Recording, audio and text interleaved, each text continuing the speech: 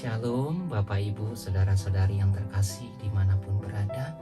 Damai sejahtera buat kita semua dari Tuhan kita Yesus Kristus. Hari ini hari Jumat tanggal 11 Februari tahun 2022. Seperti biasa setiap hari kita merayakan pestanya orang-orang kudus. Nah, kisah hari ini sangat unik sekali, di mana kita akan menceritakan tentang Santa Perawan Maria dari Lourdes. Saya akan menceritakan, beginilah kisahnya. Dengarkan ya Bapak Ibu Saudara-saudari yang terkasih.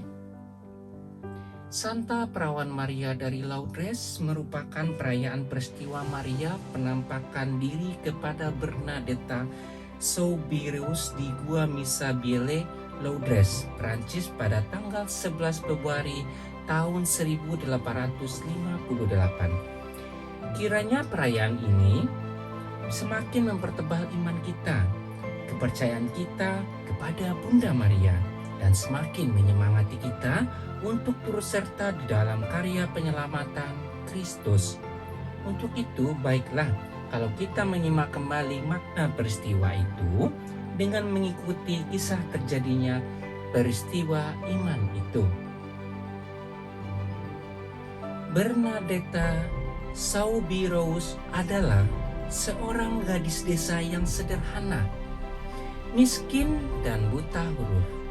Ketika ia sedang mengembalakan domba-dombanya, tiba-tiba ia melihat seorang wanita cantik berdiri di mulut gua itu.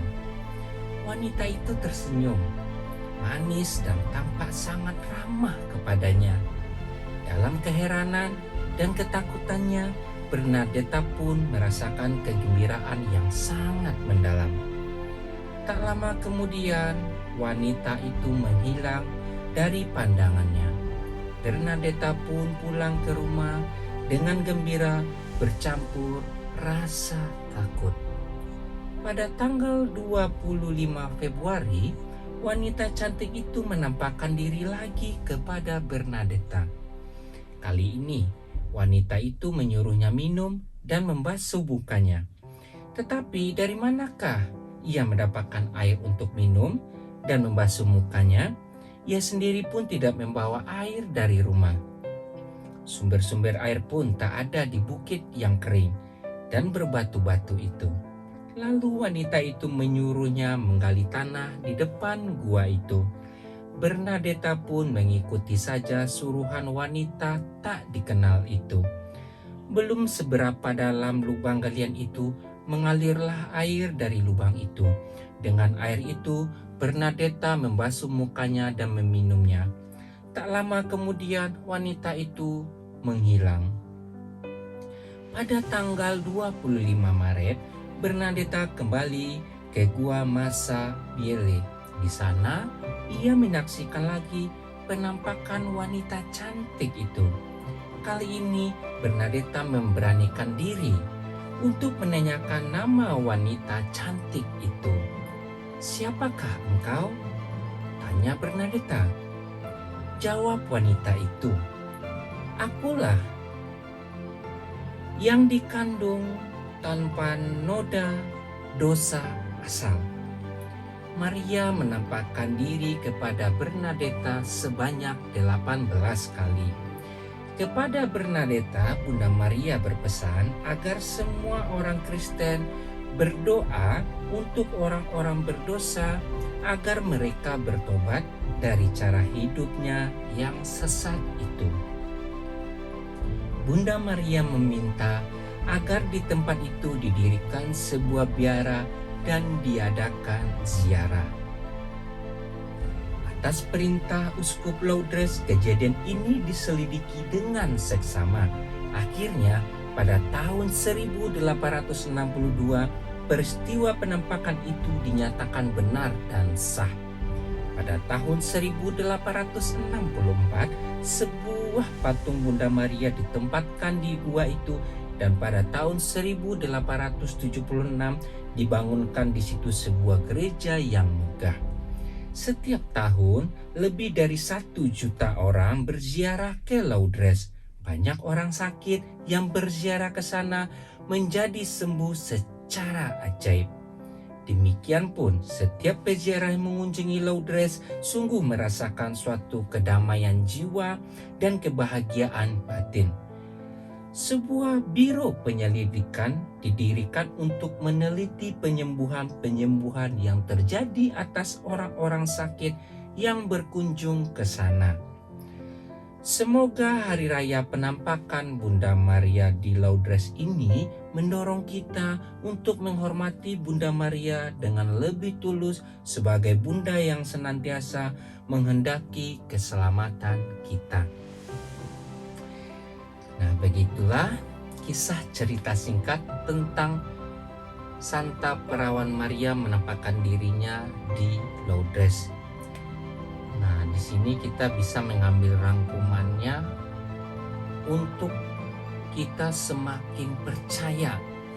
Iman kita akan semakin tebal karena telah mendengarkan kisah ini, di mana Bernadetta sebanyak 18 kali bertemu dengan Santa Perawan Maria. Dan di sana juga dia menerima mujizat dan melihat keajaiban-keajaiban yang pernah terjadi atas dirinya yang langsung diberikan oleh Santa Perawan Bunda Maria. Jadi jangan pernah ragukan apa yang telah kita terima dari Tuhan kita Yesus Kristus, dan begitu pun juga dari Santa Perawan Maria. Dia adalah wanita tanpa noda dasa asal. Dialah yang dipilih oleh Tuhan Yesus Kristus, di mana pada waktu itu dikurniakan oleh Allah Bapa di surga untuk mengandung putranya yang tunggal, Tuhan kita Yesus Kristus, Sang Juru Selamat kita.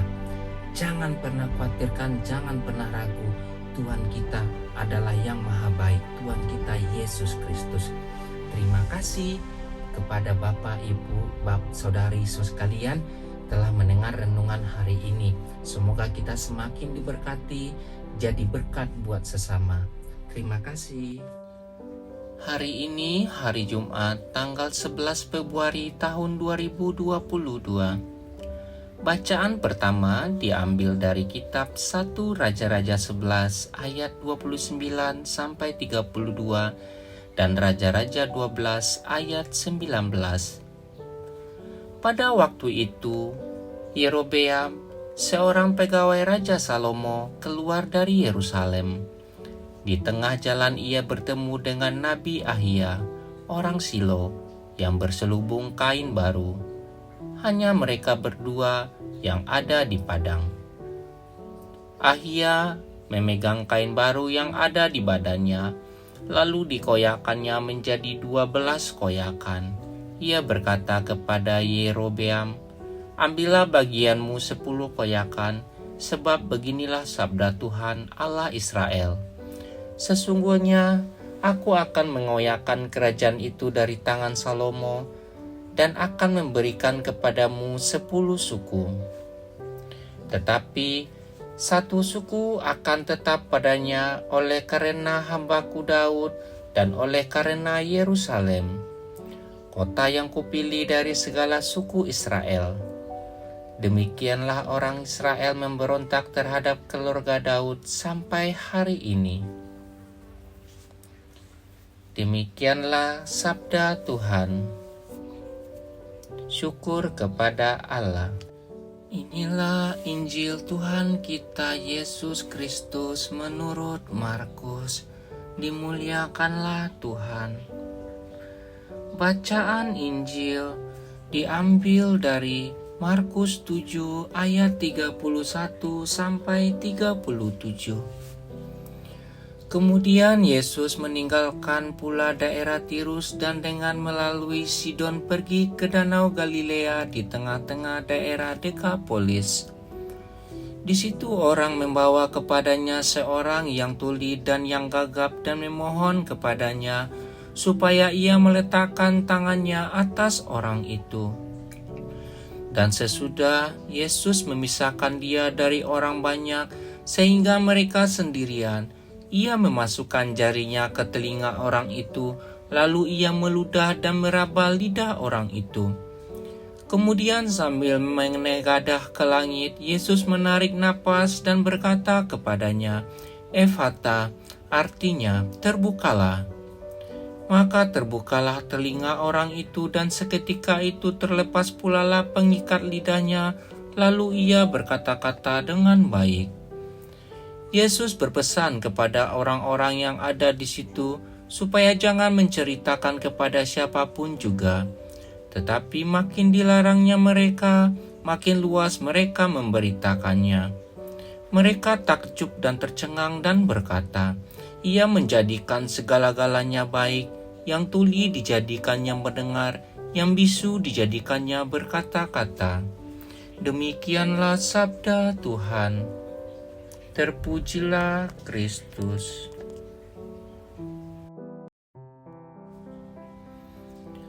Renungan Harian Katolik.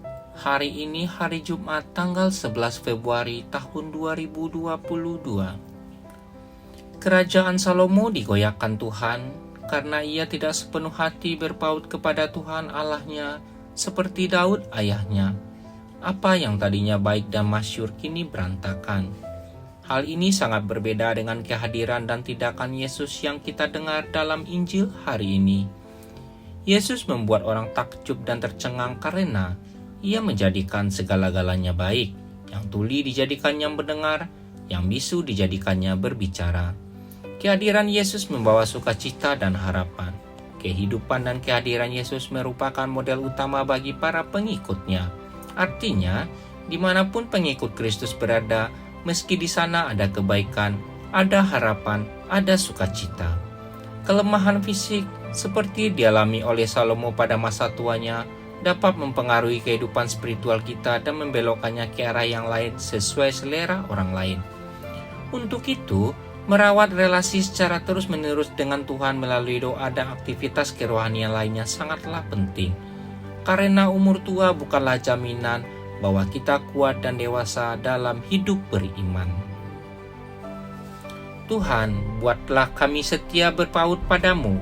Dengan demikian, kehadiran kami di tengah masyarakat membuat segala-galanya menjadi baik. Semoga demikian. Amin.